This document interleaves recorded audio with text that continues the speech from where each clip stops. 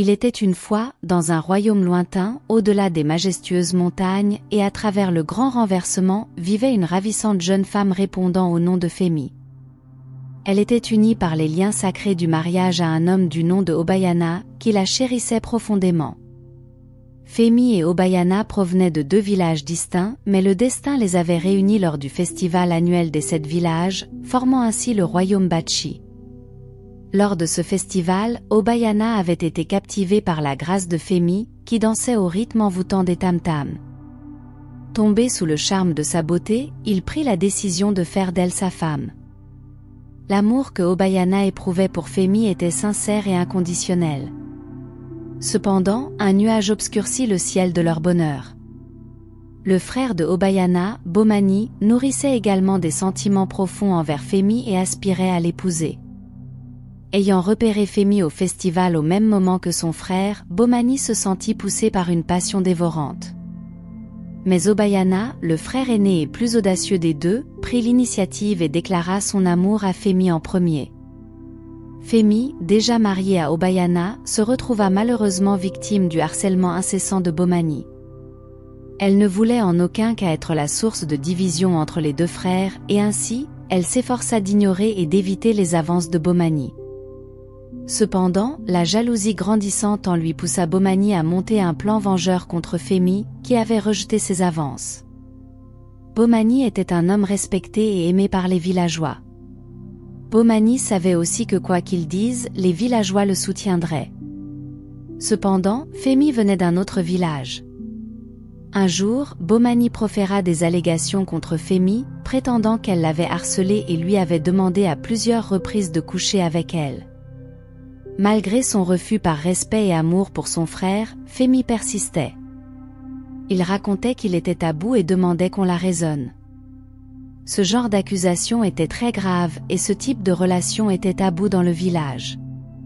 Les villageois, stupéfaits et croyant aux mensonges de Bomani, décidèrent d'enterrer Fémi vivante pour sauver le village de la malédiction.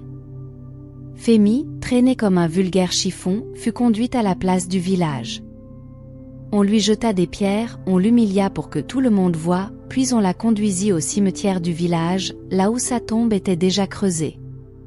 Elle supplia et plaida son innocence, mais personne ne l'écouta. Au lieu de cela, on lui jeta des pierres et on cracha dans sa tombe. Obayana aimait profondément sa femme et lui faisait confiance, mais il ne pouvait concevoir que sa bien-aimée le trahirait avec son propre frère. Bien qu'il chérissait sa femme, il se trouvait face à un dilemme, la parole de sa femme s'opposant à celle de son frère. Sa vie devenait insupportable et il la maudissait. Malgré cela, par amour pour sa femme, il plaida auprès des villageois pour qu'ils se montrent cléments dans leur sentence. Les villageois jetèrent Fémi dans un trou, alors qu'elle appelait désespérément le nom de son mari, et suppliait Obayana de lui venir en aide.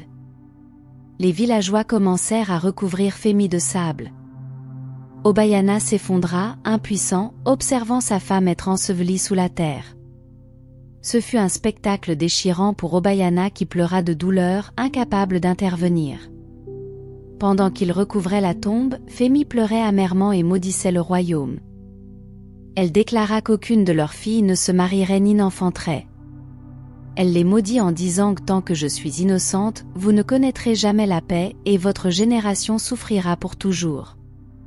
Bomani, tu erreras, impuissant, tu ne seras jamais heureux, ton esprit sera à jamais troublé, et tu seras enterré vivant par des étrangers. Bomani était rempli de culpabilité, mais il était trop tard, et il avait honte d'admettre ses mensonges. Il se rendit dans sa hutte et pleura à chaudes larmes, se blâmant et maudissant ses actes. Après que Fémi eut été enterrée vivante, la vie au village continua son cours. Mais des choses étranges ont commencé à se produire. La malédiction commença à faire effet. Et le mariage des filles du village qui devait avoir lieu avait commencé à être annulé sans raison. Obayana pleura sa femme bien-aimée pendant des années, ignorant que son frère était l'architecte de la mort de son épouse innocente. Bomani, empli de culpabilité, réconfortait toujours Obayana, il le conseillait aussi de se remarier. Il pensait également à avouer son crime à son frère, mais il avait peur de la façon dont son frère allait réagir.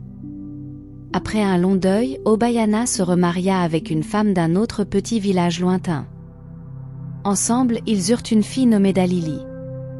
Bien qu'il ait une famille aimante, Obayana ne cessa de penser à sa défunte femme, car elle venait toujours à lui en rêve, lui demandant de prendre soin de lui et de sa nouvelle famille. L'esprit de Femi ne lui révéla jamais l'identité de son assassin, laissant Obayana dans l'ignorance. Obayana se promit de rendre sa famille heureuse, mais l'avenir de sa fille le préoccupait, car il continuait de penser que sa défunte femme avait ruiné la réputation de sa famille. Malgré ses inquiétudes, il garda la foi et pria les dieux pour que le destin de sa fille diffère de celui des autres jeunes filles du village. Un jour, Bomani ne put plus supporter le poids de ses actes. Comme il était pourchassé par l'esprit de Femi, il décida de se confesser à son ami Akin, qui fut choqué par ses aveux, mais garda son sang-froid. Akin promit d'aider son ami à se racheter. Il suggéra à Bomani de se confier au chef du village pour apaiser l'âme tourmentée de Femi par des rituels appropriés.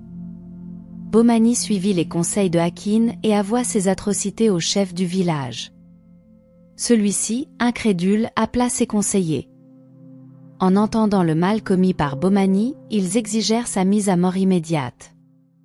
La nouvelle se répandit comme une traînée de poudre dans tout le village, provoquant un choc parmi les habitants. Obayana fut immédiatement convoqué au palais et il s'y rendit en courant. Il ne pouvait pas croire que son propre frère lui ait fait subir toute cette douleur. Il maudit Bomani et supplia le chef du village de bannir Bomani au lieu de le tuer. Plaida-t-il avec un cœur amer. Les villageois se rassemblèrent au palais principal, regrettant le rôle qu'ils avaient joué en tuant Femi. Ils décidèrent d'écouter Obayana, le principal concerné, et de bannir Bomani. Des hommes du palais vinrent pousser Bomani hors du village après l'avoir lapidé et battu sans retenue. Ils lui disent de quitter le village, sinon ils le tueraient. Il courut aussi vite qu'il put et se retrouva dans un autre village. Les gens l'évitaient comme la peste sans raison apparente, c'était comme si c'était écrit sur son corps qu'il avait commis une abomination. Personne ne le connaissait dans ce village, mais il l'évitait.